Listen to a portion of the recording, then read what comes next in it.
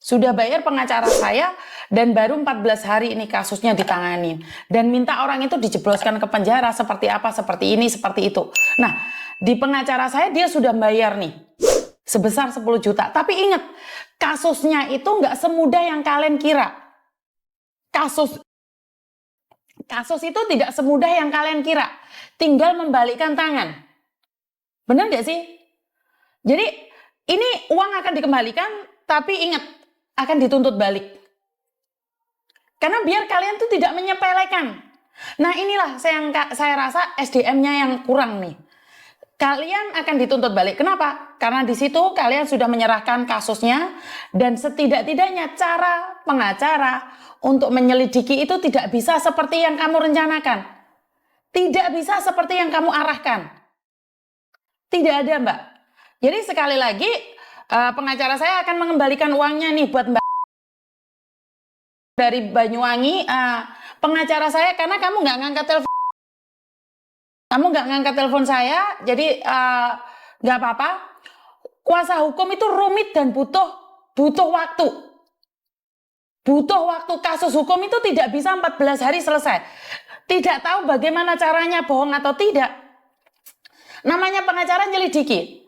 Pengacara sampai anaknya siapa itu, anaknya artis itu bilang apa? Nggak mau deh jadi pengacara, banyak bohongnya. Bener nggak? Siapa sih anaknya artis itu? Seperti itu kan? Ya karena mereka harus berputar otak untuk bisa melakukan apa ya, penangkapan atau eksekusi. Dan ingat, pengacara bukan yang nangkap. Jadi buat mbak-mbak yang mengharapkan kasus cepat selesai, bayar pengacara bukan berarti kasusmu itu selesai. Bayar pengacara bukan berarti kasusmu selesai. Karena kamu di awal hanya minta videomu di take down. Untuk pelaporan ini itu butuh waktu, butuh uang. Jadi buat mbaknya ini saya sudah telepon berkali-kali ya. Karena saya tidak ingin ini akan jadi fitnah. Minta nomor rekeningmu. Mulai kemarin dia ngejar-ngejar saya terus. Saya akan minta sama pengacara saya untuk dikembalikan uangnya. Bagi kalian yang tidak percaya dengan pengacara saya, harusnya kalian jangan ngeblok pengacara saya. Dikembalikan uangnya, tapi kalian akan dituntut balik. Saya sudah telepon berkali-kali ya ini ya. Iya, anaknya betul. Jadi kamu tahu kan pengacara seperti apa? Betul Mbak.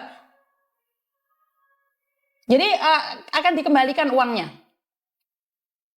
Ini saya telepon karena saya juga tidak mau gitu loh. Di sini SMS-nya yang mengatakan bahwa seperti ini. Saya tahu minta bantuan Miss Yuni itu harus telepon live Miss Yuni karena bahannya Miss Yuni, tapi harusnya udah cukup 2 kali teleponnya live. Yang kena hujat itu saya tambah pihak pengacara yang dikasih Miss Yuni itu nggak amanah. Tolonglah, saya orang kecil. Beda dengan Miss Yuni yang udah viral punya penghasilan. Orang beda dengan Miss Yuni yang punya penghasilan dari mana, sedangkan saya masih babu. Yang berharap minta keadilan tapi malah dimanfaatkan 10 juta. Saya kembalikan uangnya, Mbak. Saya kembalikan uangnya, saya tidak ada uangnya itu. Pengacara saya mau mengembalikan. Dan kita akan tuntut balik kamu. Kamu minta utuh 10 juta, kita kembalikan telepon saya balik. Telepon saya balik nomor rekeningnya. Saya live ini. Saya tidak akan memberikan ruang pada pengacara saya juga. Datang ke saya, minta rekeningnya mana, nomor rekeningnya mana. Rekeningnya mana, kasih ke saya.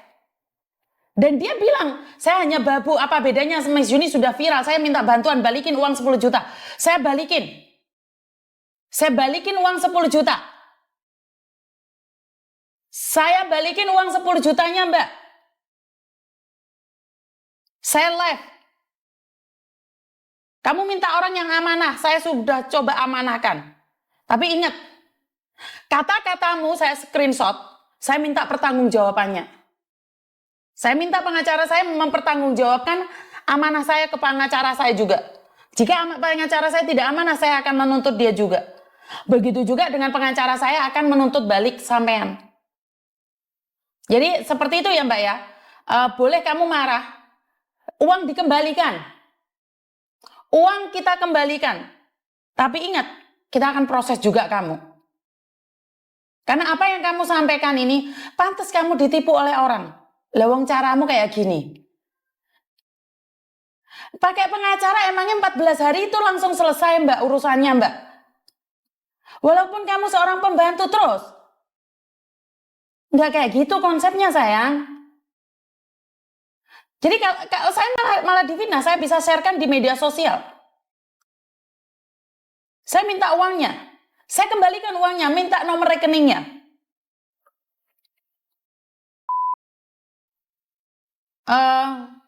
Saya mohon untuk berbicara dengan saya. Pengacaranya mau mengembalikan uangnya. Cari nomornya. Saya tidak ingin menye-menye ya. Saya harus tegas sama kalian. Jadi saya ingin katakan bahwa kamu minta pengacara saya untuk meng-take down video bugil kamu sama pacar kamu dan sudah diselesaikan, sudah di-take down video bugilmu. Tapi jika kamu tidak percaya dan kamu meminta uangmu 10 juta di pengacara saya mengatakan akan dikembalikan. Akan dikembalikan. Tapi bukan saya yang mengembalikan karena uangnya tidak saya makan. Saya tidak pernah ngambil uang dari siapapun. Pengacara saya akan mengembalikan. Buka blok-blokan pengacara saya. Dan uang akan dikembalikan sebesar 10 juta. Tapi ingat, setelah uang itu kamu pegang, pengacara saya akan menuntut balik kamu. Itu urusan dia. Kalau saya pribadi, saya nggak akan menuntut siapapun. Karena saya tidak pernah dalam hati saya menolong orang walaupun saya dicabik-cabik.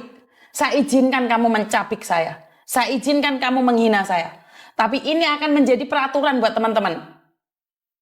Bahwa kalau ditolong ojo nyokot. Kalau ditolong ojo nyokot. Lek gak ditulung ojo nyocot. Paham ya maksud saya ya? Jadi hukum itu tidak bisa sehari dua hari. Pendekatannya seperti apa dan bagaimana itu tidak semudah yang kalian kira. Jadi buat Mbak Ayu nih, sebentar. Semua SMS-nya panjang kali lebar, saya sudah videoin. Jadi sebagai bukti. Jadi sebagai bukti ya.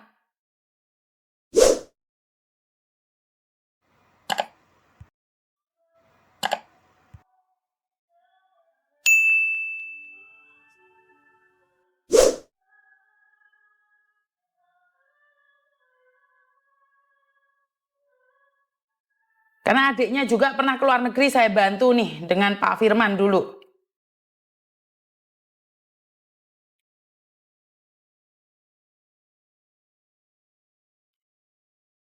Jadi nggak apa-apa, pengacara saya mau nuntut ya udah tuntut aja. Biasanya saya menghalang-halangi loh. Saya tuh tidak pernah mengizinkan pengacara saya tuh nuntut balik. Karena pengacara saya tuh banyak juga nolong orang tanpa uang. Tapi transportasi dari Jakarta ke Bali untuk cari cowoknya dia yang nyebarin video dia yang nggak pakai baju, itu butuh transportasi. Jadi antara Jakarta ke Bali, karena pacarnya dia di Bali. Ya sudah nggak apa-apa. Silahkan berbicara dengan saya, karena urusannya juga panjang nih mbak. Kamu nyangkut-nyangkutin gaji saya, apa hubungannya karena saya viral. Kamu punya masalah, selesaikan masalahmu dengan pengacara saya. Tolong dibuka. Tolong dibuka dulu. Blok-blokan pengacara saya. Saya tidak ingin ini menjadi bumerang buat saya secara pribadi. Jadi akan dikembalikan. Akan dikembalikan. Sebentar.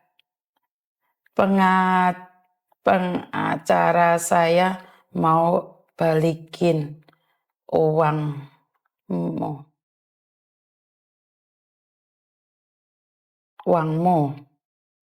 Buka blokiranmu.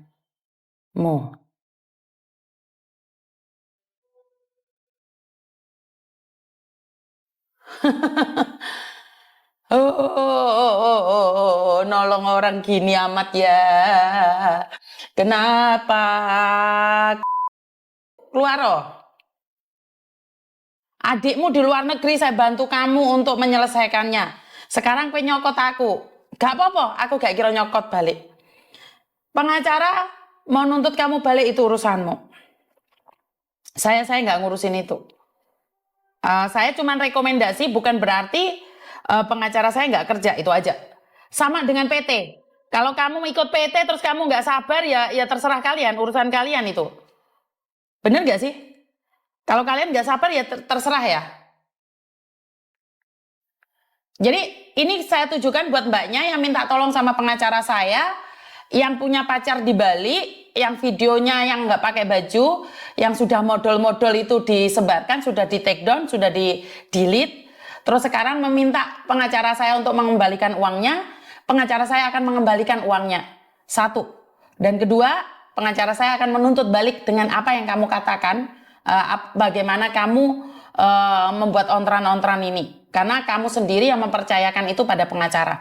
Kue dolanan karo pengacara, gak kayak ngono konsepnya.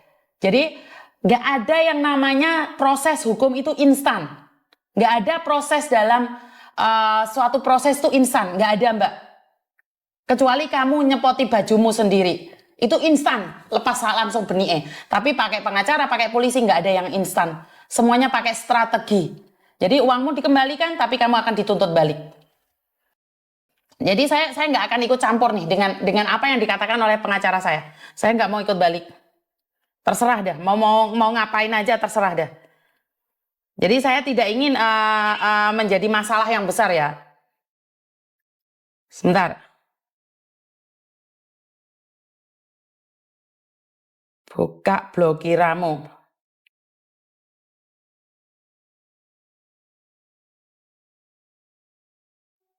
Dibalikin uangmu.